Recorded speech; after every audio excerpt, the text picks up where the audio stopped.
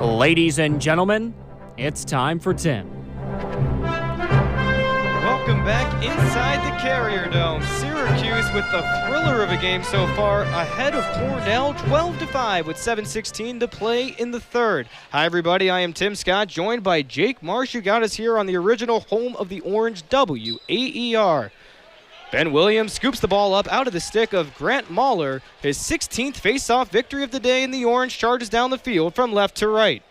Atop the offensive zone, Cal Peduta, who also takes face-offs for the Orange, but instead playing in a little bit more of a midfieldy role that Williams is doing so well. Yeah, Tim, as this game continues to get out of hand, look for some of those reserves to get some reps here against the Big Red midway through the third. Atop the offensive zone, Brad Voigt, who on the season has 8 goals and 1 assist. The sophomore from Penn Yan, New York, looks up top and finds Jamie Trimboli.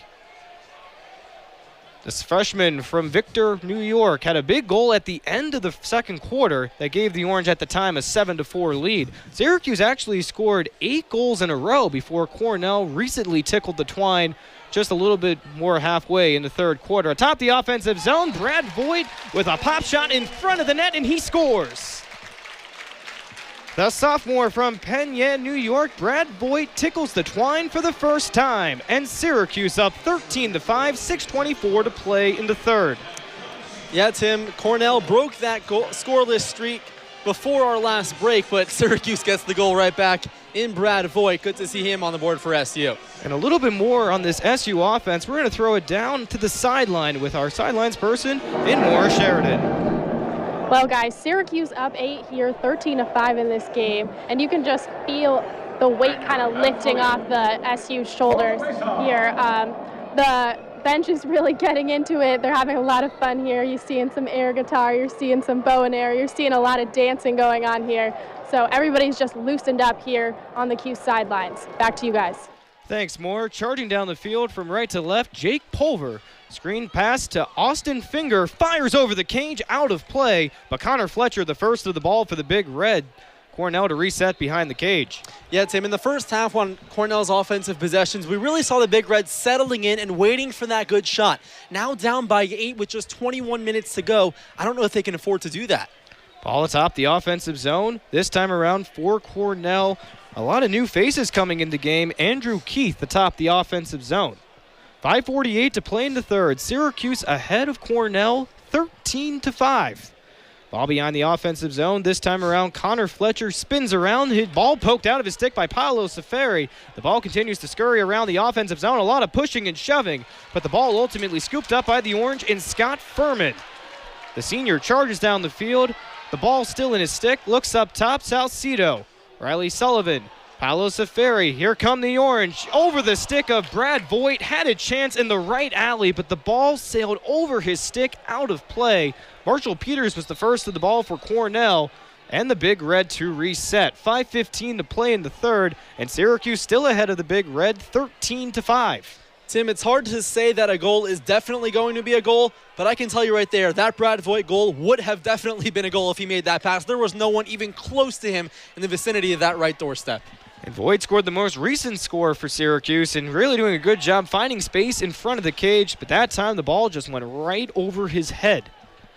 Jake McCulloch, who scored a goal earlier in the game for the Big Red, has the ball on the far side. Syracuse continuing to play tight around the front of the cage. 4 defenders right around the area. Clark Pedersen far side behind the cage. Surveys the field up top. Almost out of the stick of Cornell, but recovered by the Big Red in Jordan Dowiak. Far side bounce over the net and out of play.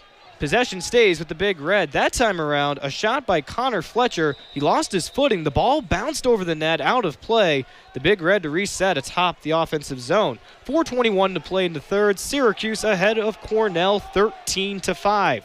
Yeah, Tim, in Cornell's 5 goals, the attackman trio in Jeff Teat, Connor Fletcher, and Colton Rupp have just 1 goal, and it was that most recent one by Colton Rupp. So Syracuse defense, just a superb outing tonight. Pedersen on the near side loses his handle, and the Syracuse Orange recovers. Paolo Safari charges down the field. Lots of open space. Mariano right in front of the net, fires.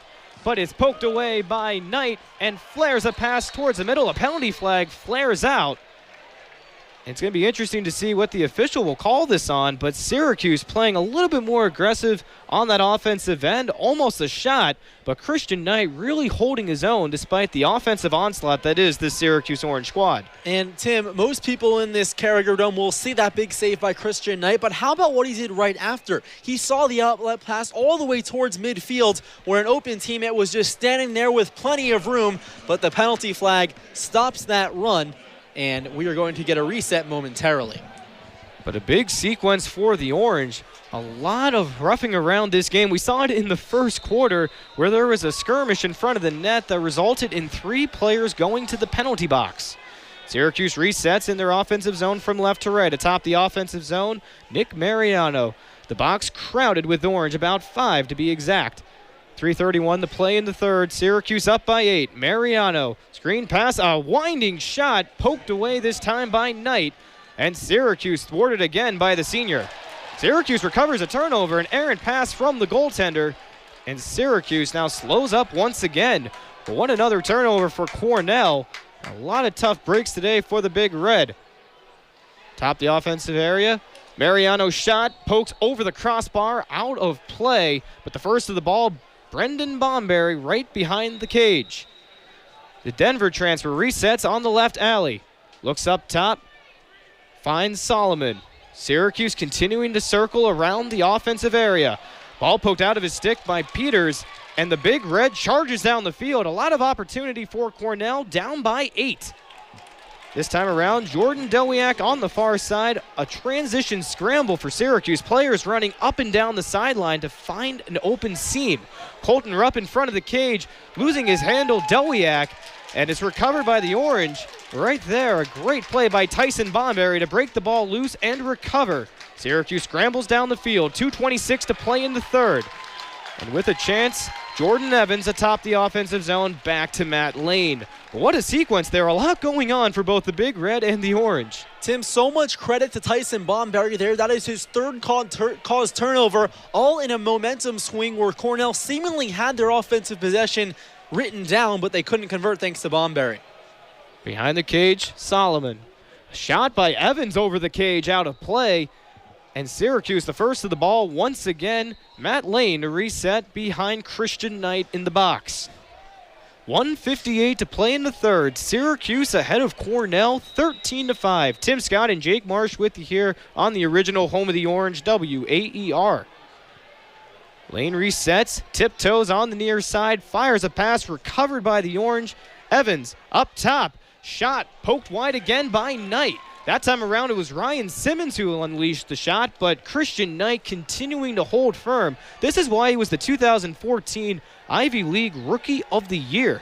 And Tim, Christian Knight, his 10th save now in double digits compared to Evan Malloy's 4, but it's just a shame for Knight that the Cornell offense just didn't come to play tonight. Only 5 goals, nearly 2 full quarters without scoring for the Big Red. And a name we haven't really heard tonight, Jeff Teat, in this second half has been held without a point. He had 4 assists in the first quarter, but since then, the freshman from Ontario still struggling to get an offensive seam. It has to be due to the great defense played by Tyson Bomberry. Near side, McCulloch surveys around the offensive zone, marked tightly by the Orange defense. Just about 1 minute to play in the third. Syracuse up by 8. McCulloch, swamped by 3 defenders, loses his handle, but the ball recovered by the Big Red and Ryan Matthews. Up top, the player that scored the game-winning goal last year against the Orange. Matthews to Teat. Syracuse marking tightly behind the cage, over the head of Connor Fletcher.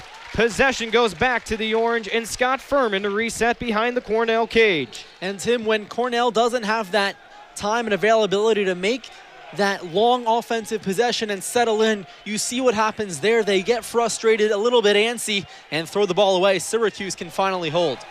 Near side toward the Cornell bench, an opportunity from Brad McKinney, the redshirt sophomore from Watertown, loses his handle. The Syracuse bench thought it was their ball, but as a result, the Big Red to reset right over by the block S at midfield. 18 seconds to play into third. Syracuse up 13-5. Cornell with only 1 goal in the last 2 quarters.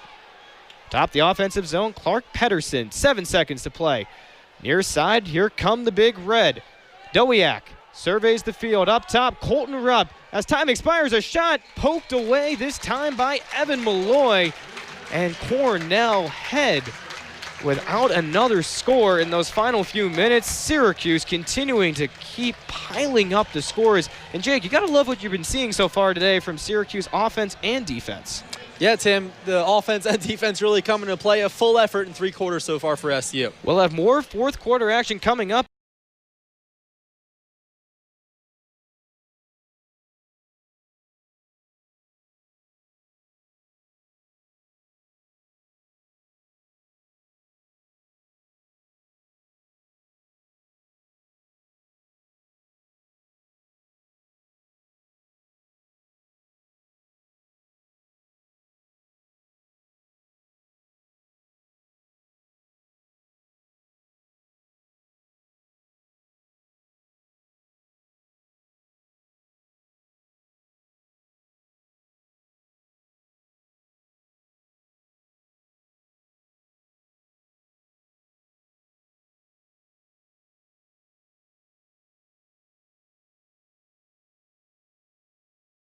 Syracuse ahead of UNC 5-4, just under 6 minutes to play in the first. Tim Scott, Jake Marsh with you here on the Central New York Sports Leader Z89. And Julie Cross back in the draw control circle for Syracuse against UNC's Molly Hendrick. Ball pokes up in the air, bounces around a second or two, but UNC recovers, and Auslander with this ground ball recovery. Syracuse recently took the lead on a Devin Parker score with just under 6 minutes to play. Before that, Syracuse went on a 4-0 run. UNC went on a 4-0 run. It's just been a game of runs so far, and Syracuse looking to gain that edge to win its second ACC title in 3 seasons. In the offensive zone on the far side over towards the track, Sydney Holman, who has 2 scores today for the Tar Heels. Near side, Hazar. Lateral pass, Molly Hendrick. Marie McCool surveys the field. Pass up top to her target in Hogue. Game of catch between Hogue and Holman. And UNC trying to milk up as much shot clock as possible. 40 seconds on the shot clock, 5 minutes on the game clock. Near side, Sydney Holman back up top. Hogue. A little bit of a circumnavigation around the 12-meter fan. Syracuse still trying to hold firm with 5 players in front of Asa Goldstock atop the 8-meter fan. Marie McCool behind the cage, Molly Hendrick. Ella Hazar right behind Asa Goldstock and her net, marked by Razowich. The junior loses her handle, chases the ball down. Ella Hogan in the area, centering pass, a shot to sails wide to the right from Sammy Jo Tracy. And now a third-time opportunity coming up for UNC, and 3 seconds to go on the shot clock. And UNC needs to rally. Centering pass bounces under the stick of Sammy Jo Tracy. Turnover against UNC. Syracuse to reset right in its midfield third. And Syracuse finally makes a stop on defense, drills that 90-second shot clock. Asa Goldstock makes a stop. The Syracuse defense plays outstanding. Let's see if the Orange can end the first half on a high note. Natalie Wallen resets for Syracuse. Tiptoes into the attacking third on the near side. Spins around 2 defenders. Centers up top. Near side, Devin Levy draws a foul, and Syracuse back in action from the free position. Contact by Wakefield for UNC, and the sidewinding Nicole Levy lines up on the far side of the 8-meter fan, or rather, it's Emily Harishuk who gets the honors. But Harishuk with a similar shot to Nicole Levy, a sidewinding deal, her shot, and a bullet through the back of the net for Syracuse. Emily Harishuk, who has already 13 three-position goals this season, gets one again, and Syracuse takes a 6-4 lead over UNC. Tim, I think the rest of the conference is seeing Emily Harishuk's coming out party in this ACC tournament. She has been stellar, a hat trick versus Virginia on Friday night in the regular season versus Virginia Tech. Her season high 5 goals, and now she gets on the board here to make Syracuse up by 2. Growing up in nearby Victor, New York, just about an hour west of Syracuse, Emily Harishuk always looked up to great Syracuse players, even had a couple posters on her wall growing up. And now she could be on one of those posters, really emerging as one of the top Syracuse threats this season. But the Orange up 6-4, just under 4 minutes to play in the first. Cross and Hendrick for UNC and Syracuse going for another draw control. Syracuse bench fired up in this 85-degree heat. The ball pinballs around the draw control circle. Possession stays with the Tar Heels. North Carolina only 15-2 this season. The only two losses for the Tar Heels, one against Maryland in a national championship rematch, and the other coming against this Syracuse Orange squad in Chapel Hill. Syracuse has won, or rather UNC has won 21 of 22 ACC games. The only loss came against Syracuse. Ball continues to circle around the offensive zone at the 8-meter and Hendrick. Whistle blows, and another free position shot coming for UNC after a foul called against the Orange. Big break for UNC for Caroline Wakefield. Getting a big chance, or rather it's Katie Hogue, who lines up on the far side of the 8-meter fan, just where the arc starts to slope down to the far side. Near straightaway shot, Hogue winds up, she shoots, and a lollipop through the back of the net. Katie Hogue, only 1 of 3 coming into this game on free position shots. She gets goal number 6 of the season, and UNC within 1, 6-5 with 3 minutes to play in the first. This is the first time that we're seeing some back and forth action. Syracuse starts 4-0. UNC gets those 4 right back. Syracuse scores 2, and here comes UNC seesawing. This is what postseason lacrosse is all about. All the teams dealing with the heat in a tight game. So much on the line here. An automatic bid to the NCAA tournament. This is going to be a fantastic final 33 minutes. Cross and Hendrick. The battle between the two titans in the draw control circle. Julie Cross so far has won 2 draw controls against Hendrick. But Hendrick, after coming in for the record holder in Sammy Jo Tracy, has held her own just fine. 5'4" Sammy Jo Tracy gives way to the 5'8" Molly Hendrick. But going up against the 6'1" Julie Cross, a very tall order, safe to say. 3:19 to play in the first. Syracuse ahead 6-5 over the UNC Tar Heels. Ball floats up in the air, and a one-handed scoop from the draw control specialist, but a lot of heavy contact in that circle after Hendrick scooped the ball up.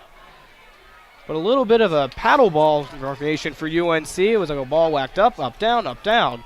But now UNC back in action, moving from right to left. Near side Hogue, who scored the last goal for UNC to cut the deficit to 1.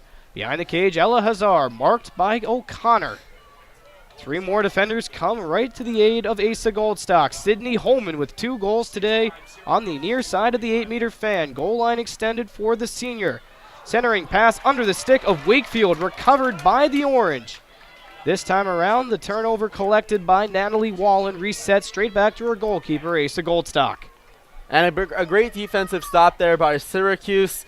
North Carolina looking to tie the game, but if the Orange can hold the lead going into the half, that would be monumental. And in a town with a lot of monuments, Syracuse playing with a monumental impact. Marier Hall's pass deflected by Molly Hendrick. The senior charges down. She gets a shot, tries a lob. She goes down to the turf and is slow to get up. A foul called against Syracuse on the one-on-one opportunity. Hendrick gets back up, but a very physical play for both Syracuse and UNC, but a great stop for Syracuse to prevent the easy score. Hendrick got absolutely leveled here, and in turn of a reward, she'll get a straightaway free position look against Asa Goldstock. And Hendrick this season on the free position, 12 of 19. The Tewaaraton Trophy finalist winds up like a cannon in the battlefield. At the 8-meter fan straight away, her shot is a bouncer and goes right through the back of the net. Molly Hendrick with the hat trick. Her season high for goals in a season was 7 against Duke, and so far she's almost halfway there. Syracuse and UNC knotted up at 6, 2 minutes to play in the first. Tim, that's 8 goals in the last game and a half for Molly Hendrick. Look for her to be on that All-ACC tournament team announced later this afternoon, but she has just been magnificent, and paired with Sydney Holman, North Carolina's really leaned on 2 of their top 3 attack women to get the job done, and whatever works, whatever gets you that title in the end of the day is fine. And Jenny Levy knows a thing or two about winning ACC titles. She has won 2 in her time with UNC. She took home the title in 2002 and she also took one home in 2016. Of course, having to play against Maryland, Virginia, and Syracuse every year, it's a little bit challenging. But Jenny Levy, with over 300 wins, getting that team in the right direction. Funny enough, she was actually on the same college team as UVA head coach Julie Myers, who the Orange played on Friday, and both have over 300 wins. Free possession won by UNC after a foul called on Julie Cross. Maggie Oslander raised her hands up in the air right over by the draw control circle as if she won. But before that, a foul called against UNC. They're going to try it once again. So this time around, Marie McCool going up against Julie Cross, the third different draw control person in the game for UNC. They started off with Sammy Dro Tracy, then they went to Molly Hendrick, and now the midfielding junior, Marie McCool. 2:03 to play in the first. Official flings the ball up in the air, scooped by UNC and Maggie Oslander. Foul called on Syracuse. And Oslander, playing with a lot of passion, puts that ball back down on the turf and gets set to reset right at the midfield line. Julie Cross trots back to the sideline. She takes a sit right on the track of Sportsbacker Stadium. Also doubles as a soccer field, a lacrosse field. A lot of track events run here. An all-purpose stadium right across from the Diamond and a very busy sports city of Richmond. UNC resets from right to left. Atop the offensive zone for the Tar Heels, Carly Reed. She scored 21 of 28 goals in the final 8 games of last season. And she also scored 10 goals in last season's NCAA tournament to help the Tar Heels win their second ever national title. Reed dictates a tempo behind the cage. Sydney Holman hop steps to Hazar. Behind the cage, a game of catch between Hazar and Holman. The senior from Chapel Hill back up top to Reed. Shooting space called on Syracuse, and Carly Reed gets a chance with 53 seconds on the shot clock and 1:18 on the game clock. 8 meters away on the far side, Carly Reed bends, shoots, and a bounce off the arm of Asa Goldstock recovered by UNC. Behind the cage, Holman. And UNC with 6 players in the offensive zone, Hendrick to McCool. On the near side, goal line extended. The junior from Pennsylvania. Back around the cage, Syracuse still playing tight in the defensive third. McCool centers. Shot by Sammy Jo Tracy. Air mails out of play onto the track and off the fence that separates the parking lot from the field. Right now, UNC knotted up with Syracuse 6-6 with 40 seconds to play in the first.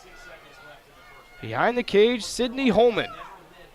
The senior tiptoes around her defender in Razowich. Hazar. Center pass. Hendrick. Before she shoots, a whistle blows. A shooting space called on Syracuse. But either way, goal or no goal counted. Molly Hendrick still very dangerous from the free position. Yeah, and it's a shame that that goal didn't count because it went through, but she'll get another look from that position on the far hash. She already has a free position goal today. Goldstock holds her own, but Molly Hendrick winds, fires, and scores. Another score for Molly Hendrick. She's up to 4 goals on the game, and we're not even through a whole half of lacrosse. UNC take the lead 7-6, 23 seconds to play in the first. And the first lead for North Carolina. Look how far they've come in the first 30 minutes, Tim. Syracuse goes up 4-0. UNC bounces back to make it 4-4. Then Syracuse scores back-to-back, and now a 3-0 run by the Heels. Back and forth we go as the first half comes to a close. And another draw control switcheroo for Syracuse. Morgan Widener checks back in the game for the Orange, going up against Marie McCool, who won a pivotal draw control for the Tar Heels. Molly Hendrick now with 63 goals on the season. Not every day you can say someone scored 60 goals in a year, only a select club. And with 23 seconds to play in the second, Syracuse down by 1, 7-6 against the Tar Heels. McCool and Widener for the draw control. The official precisely places the ball between the two crosses. Probably the hardest job an official has to do other than lining the field before the game. You could hear the Go Heels and the Goal Orange chants right underneath our press box across from the street that is downtown Richmond. plenty of fans from both UNC and Syracuse making the trip down to attend the game. Ball plops up in the air, the whistle blows, possession goes to the Orange. One last chance for Syracuse to get a score before the halftime whistle. 20 seconds in, they're going to have to move quickly. They've done it before, though. Can they do it here and tie up the game before the half? Ball sails over the stick of Devin Parker. Maggie Auslander recovers, fires the back to Kaylee Waters. Hail Mary pass down the field. Caroline Wakefield corrals with 7 seconds to play in the first. Here come the Tar Heels. Marie McCool, top the 12-meter fan, centering pass, and a shot bounces wide out of play. UNC thought it had a trick up its sleeve, but not so much. But either way, the Tar Heels still hold on to a 1-goal lead, 7-6 at the end of the first half. Jake, what are you looking forward to the start of the second half? Tim, it's been back and forth, a quick 10-minute halftime in this heat, so the teams will take those tents behind the goals. So just have to rejuvenate. This is going to be a huge 30 minutes, obviously, because we're playing for an ACC championship, but you have to rely on your studs in the second half. And we'll be back with more second half action just after Orange at the half. But now we're going to throw it back inside the Z89 studios to our host, Nate White.